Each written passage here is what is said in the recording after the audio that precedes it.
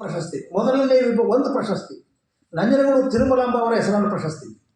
ಯಾಕೆ ನಂಜನಗೂಡು ತಿರುಮಲಾಂಬ ಅವರ ಹೆಸರಿನಲ್ಲಿ ಮೊದಲನೇ ಪ್ರಶಸ್ತಿಯನ್ನು ಸ್ಥಾಪನೆ ಮಾಡಿದ್ದೀವಿ ಅಂದರೆ, ಆ ತಿರುಮಲಾಂಬ ಇದ್ದಾರಲ್ಲ, ಅವರು ಬಾಲ ವಿಧವೆ. ಅವರು ಬಾಲ ವಿಧವೆ ಅಂದ್ಬಿಟ್ಟು ಅವರು ಮೂಲೆ ಗುಂಪಾಗಲಿಲ್ಲ, ಇಡೀ ಬದುಕನ್ನು ಕಟ್ಟಿದ್ರು. ಮೊಟ್ಟ ಮೊದಲ ಕನ್ನಡದ ಪ್ರಕಾಶಕಿ, ಮಹಿಳಾ ಪ್ರಕಾಶಕಿ ಅವರು. ಅವರ ಹೆಸರನ್ನು ಉಳಿಸುವ ಸಲುವಾಗಿ ಅವರ ಹೆಸರಲ್ಲಿ ಒಂದು ಪ್ರಶಸ್ತಿ. ಆಮೇಲೆ ಇನ್ನೊಂದು ಎರಡನೇದು ಆಮನಾಯಕರ ಹೆಸರಲ್ಲಿ. ಯಾಕೆಂದರೆ ನಿಮಗೆಲ್ಲ ಗೊತ್ತೇ ಇದೆ, ಆಮನಾಯಕರು ಪುಸ್ತಕ ಪ್ರೇಮಿಗಳಾಗಿ ಅವರು ಏನು ಆ ಪುಸ್ತಕಗಳ ಅಂಕಣಕ್ಕೋಸ್ಕರವಾಗಿ ಕೇಂದ್ರ ಸಾಹಿತ್ಯ ಅಕಾಡೆಮಿಯನ್ನು ತಂದುಕೊಂಡವರು ಅಂಥ ಪುಸ್ತಕ ಪ್ರೇಮಿ. ಅವರ ಹೆಸರಲ್ಲಿ ಒಂದು ವಿಭಾಗಕ್ಕೆ. ಮತ್ತು ಇನ್ನೊಂದು ಮೂರನೇದು PR ತಿಪ್ಪೇಸ್ವಾಮಿ ಅವರ ಹೆಸರಲ್ಲಿ. PR ತಿಪ್ಪೇಸ್ವಾಮಿ ಅವರಿಗೆಲ್ಲ ಸ್ವಲ್ಪ ಹಿರಿಯವರಿಗೆಲ್ಲ ಗೊತ್ತಿರುತ್ತೆ, ದೊಡ್ಡ ಕಲಾವಿದ ಅವರು. ದೊಡ್ಡ ಕಲಾವಿದ ಅನ್ನೋದ್ರ ಜೊತೆಗೆ ಅಪ್ರತಿಮ ಪುಸ್ತಕ ಪ್ರೇಮಿ. ಅವರು ಬಂಗಾರಪ್ಪನವರ ಮುಖ್ಯಮಂತ್ರಿ ಆಗಿದ್ದಾಗ ಲಲಿತ ಕಲಾ ಅಕಾಡೆಮಿ ಅಧ್ಯಕ್ಷರಾಗಿದ್ದರು. ಬಂಗಾರಪ್ಪನವರು ಎಲ್ಲ ಅಧ್ಯಕ್ಷರುಗಳು ನೀವು ಕಾರ್ ತಗೊಳ್ಳಿ ಅಂತ ಹೇಳಿದ್ರು, ಕಾರ್ ಇರಲಿಲ್ಲ. ಎಲ್ಲ ಅಧ್ಯಕ್ಷರು ಕಾರ್ ತಗೊಂಡ್ರು, ಇವರು ಕಾರ್ ತಗೊಳ್ಳಿಲ್ಲ. ಆ ಕಾರನ್ನು ದುಡ್ಡು ಕೊಡಿ, ನಾನು ಪುಸ್ತಕ ಪಬ್ಲಿಷ್ ಮಾಡ್ತೀನಿ ಅಂದರು.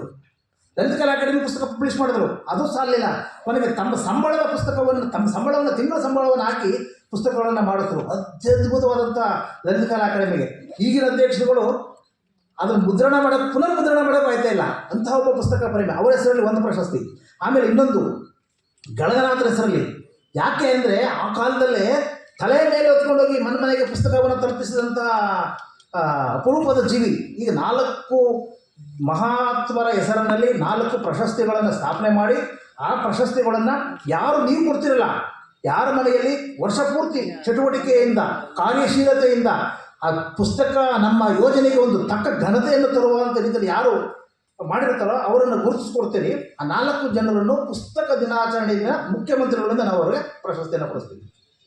ಇದು ಈ ಕಾರ್ಯಕ್ರಮದ ಒಂದು ಧ್ಯೇಯ ಉದ್ದೇಶ. ಇದೊಂದು ದೊಡ್ಡ ಇದು ಅಷ್ಟೇ. ಮನೆಗೊಂದು ಗ್ರಂಥಾಲಯ ಅನ್ನುವುದು ಒಂದು ಕನಸು, ಒಂದು ಕಲ್ಪನೆ, ಒಂದು ಭಿತ್ತಿ. ಅದನ್ನು ಮನೆಗೆ ಬಿತ್ತು ಬಿಡಬೇಕು. ಒಂದು ಬಿತ್ತಿ ಹೋದರೆ ಕೊನೆಗೆ ಇದು ಇಷ್ಟಾಗಿಯೂ ಕೂಡ ಒಂದು ನಿಮ್ಮಲ್ಲಿ ಇರಬೇಕು. ನಾವು ಹೇಳಿದ್ನಲ್ಲ, ಅಗರಬತ್ತಿ ಅದಿರ್ಬೋದು. ಆದರೆ ಪುಸ್ತಕ ಅನ್ನೋದು ನಮ್ಗೆ ಆದ್ಯತೆ ವಸ್ತುವಲ್ಲ. ಈಗ ನಾವೆಲ್ಲ ಹೋದ್ಮೇಲೆ ಎಲ್ಲೋ ಒಂದು ನಮ್ಮನೆಲ್ಲ ಊಟ ಮಾಡ್ತೀವಿ, ಹೋಟೆಲ್ ಮಾಡ್ತೀವಿ, ಅದು ಆದ್ಯತೆ ನಮಗೆ. ಆದರೆ ಪುಸ್ತಕ ಆದ್ಯತೆ ಅಲ್ಲ. ಆದ್ಯತೆಯೇ ಅಲ್ಲದ ವಸ್ತುವನ್ನು ಪ್ರತಿಷ್ಠೆಯ ವಸ್ತುವನ್ನಾಗಿ ಮಾಡಬೇಕು ಅನ್ನೋದು ನನ್ನ ಕಲ್ಪನೆ. ಹೇಗೆಂದರೆ, ನನ್ನ ಮನೆಯಲ್ಲಿ ಇಂಥ ಪುಸ್ತಕಗಳಿದೆ, ಅದು ಹೇಳ್ಕೊಳ್ಳೋದವ್ರು ಹೆಮ್ಮೆ ಆಗಬೇಕು. ಆಮೇಲೆ ಕೊನೆಗೆ ಈಗ ನಾವು ನೋಡ್ತೀವಲ್ಲ, ಯಾವ ಫರ್ನಿಚರ್ ತಂದವರ ಏನು ಅಂತ ಮನೆ ಹುಡುಕ್ತೀವಲ್ಲ, ಅಲ್ಲ, ಹೋದ ತಕ್ಷಣ ಅವರು ಮನೆಯಲ್ಲಿ ಲೈಬ್ರರಿ ಇಲ್ವಾ ಅಂತ ಹುಡುಕಬೇಕು. ಅವ್ರು ಕೇಳಬೇಕು, ನಿಮ್ಮಲ್ಲಿ ಇನ್ನೂ ಲೈಬ್ರರಿ ಮಾಡಿಲ್ವಾ ಅನ್ನೋ ಮಟ್ಟಕ್ಕೆ ಇದು ಬರುತ್ತೆ. ಆ ಕಾರಣಕ್ಕೆ ಅವ್ರು ಬರ್ತಾರೆ, ಹೌದಲ್ವಾ? ಆಮೇಲೆ ಈಗ ನಮ್ಮಲ್ಲಿ ಪುಸ್ತಕ ಹೇಳ್ತಾರೆ ಜನರು, ನೀವು ಹೇಳಬೇಕು. ನನಗೆ ಭಾಳ ಬಂದಿರೋ ಪ್ರಶ್ನೆಗಳು, ಪುಸ್ತಕ ಏನಂದ್ರೆ ಕೊಡುತ್ತೆ ಅಂತ ಕೇಳ್ತಾರೆ. ಪುಸ್ತಕದಿಂದ ಏನು ಕೊಡುತ್ತೆ ಅಲ್ವಾ? ನನಗೆ ಸೈಟ್ ಬೇಕು, ಸೈಟ್ ಕೊಡುತ್ತಾ? ಕೊಡಲ್ಲ. ಮನೆ ಬೇಕು, ಮನೆ ಕೊಡುತ್ತಾ? ಕೊಡಲ್ಲ. ಕಾರ್ ಬೇಕಾ? ಬೇಕು ಅನ್ನೋ ಕಾರ್ ಕೊಡಲ್ಲ. ಕೆಲಸನಾರು ಕೊಡುತ್ತಾ? ನಮ್ಮ ಗೆಳೆಯ ಕೇಳಿರೋದು ಕೆಲಸನಾರು ಕೇಳುತ್ತಾ? ಅದನ್ನು ಕೊಡಲ್ಲ. ಅವ್ನು ಹೇಳ್ದ, ಕೆಲಸನೂ ಕೊಡಲ್ವಲ್ಲಪ್ಪ, ನೀನು ಪುಸ್ತಕ ಓದೋದ್ರಿಂದ ನೀನು ಎಷ್ಟು ನಂಬರ್ ತೆಗೆದಿದೆಯಾ ಅಂತ ಕೆಲಸ ಕೊಡ್ತಾರೆ ಹೊರತು ನೀನು ಎಷ್ಟು ಪುಸ್ತಕ ಓದಿದೆಯಾ ಅಂತ ಕೆಲಸ ಕೊಡಲ್ಲ ಅಲ್ವಾ ಅಂತ ಕೇಳ್ದ. ಅದಕ್ಕೆ ನಾನು ಹೇಳಿದೆ, ಈ ಕೆಲಸ ಕೊಡಲ್ಲ ನಿಜ, ಪುಸ್ತಕ. ಸೈಕಲ್ ಕೊಡಲ್ಲ. ನಮ್ಮ ಆ ಕಾಲದಲ್ಲಿ ಮಾತಾಡ್ತಿದ್ದು ಸೈಕಲ್, ನಮ್ಮ ದೊಡ್ಡ ಬಾಲ್ಯದಲ್ಲಿ ಸೈಕಲ್ ಕೊಡಲ್ಲ ನಿಜ, ಸೈಟ್ ಕೊಡಲ್ಲ ನಿಜ, ಮನೆ ಕೊಡಲ್ಲ. ಆದರೆ ಎಲ್ಲವನ್ನೂ ಪಡೆದುಕೊಳ್ಳುವಂಥ ಮನಸ್ಥಿತಿಯನ್ನು ಕೊಡುತ್ತೆ. ಇವೆಲ್ಲ ಹೇಳಿದ್ರಲ್ಲ, ಆಸ್ತಿ, ಅಂತಸ್ತು, ಬಿಲ್ಡಿಂಗ್, ಇವೆಲ್ಲ ಪ್ರಾಡಕ್ಟ್ಗಳು, ಉಪ ಉತ್ಪನ್ನಗಳು. ಆದರೆ ಮೇಯ್ನ್ ಉತ್ಪನ್ನ ಇದೆಯಲ್ಲ, ಮೇಯ್ನ್ ಪ್ರಾಡಕ್ಟು ಮನಸ್ಥಿತಿ.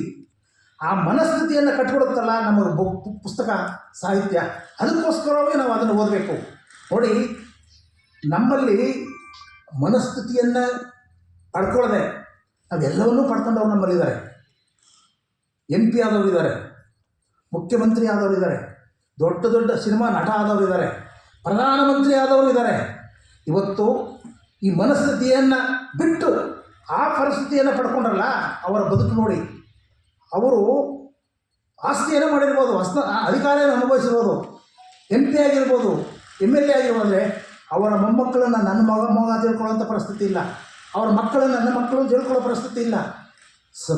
ಲಕ್ಷ ಅಭಿಮಾನಿಗಳನ್ನು ಹೊಂದಿರುವವನು ಪುಸ್ತಕ ಅಂತ ಅವನ ಚಿತ್ರ ಬಿಡುಗಡೆಯಾದಾಗ ಅವನ ಎದುರುಗಡೆ ಬಂದಿರುವಂಥ ಪರಿಸ್ಥಿತಿ ಇಲ್ಲ. ಯಾಕೆಂದರೆ ಮನಸ್ಥಿತಿಯನ್ನು ಬಿಟ್ಟು ಪರಿಸ್ಥಿತಿಯನ್ನು ಪಡ್ಕೊಳ್ತೀನಿ ಅಂತ ನುಗ್ಗಿದ್ರಲ್ಲ, ಅವರ ಹಣೆ ಬರಲ್ಲ. ಇಷ್ಟೇ. ಇದು ಯಾವತ್ತೂ ಕೂಡ ನೋಡಿ, ನನ್ನಲ್ಲಿ ಒಂದು ಮಾತು ಹೇಳ್ತೇನೆ ನಾನು, ನಮ್ಮ ಹಿರಿಯರು ಹೇಳಿದ್ದು, ನಮ್ಮ ಗುರುಗಳು, ಪಂಚಭೂತಗಳಲ್ಲಿ ವಂಚನೆ ಇಲ್ಲ. ವಂಚನೆ ಇದ್ದರೆ ನಿಮ್ಮಲ್ಲಿ ಮನುಷ್ಯರಲ್ಲಿ ಮಾತ್ರ. ಆದರೆ ಅದು ಯಾರು ವಂಚನೆ ಮಾಡ್ತಾರೋ, ಕೈ ಹಿಡಿತಾರೋ ಅವರನ್ನು ಭಾಳ ರೂಪ ಬೆಳೀತದೆ. ಈಗ ನೀವು ಒಂದು ಭಾಗದ ಎಸೀರಿ ಒಂದು ಗೋಡೆಗೆ, ಅಷ್ಟೇ ಫೋರ್ಸ ಬರುತ್ತೆ, ಅದಕ್ಕಿಂತ ಹೆಚ್ಚು ಫೋರ್ಸ ಬರುತ್ತೆ.